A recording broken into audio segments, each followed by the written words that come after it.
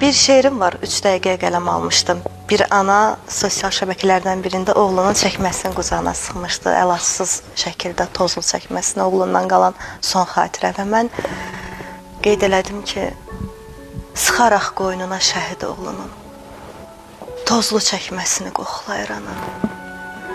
Oğulsuz qolları doldurmaq üçün çəkməni xatirə saxlayır ana.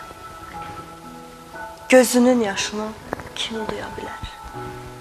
Sinənə sancılan dərdin ağırdı. Ananın gözündən süzülən yaşlar könlünün başına sanki yağırdı. Ana, sən ağlama, vətən ağlasın. Bir igid al qana boyanan o gün, o gənc həyatının o gənc çağında gülləyə tuş olub dayanan o gün.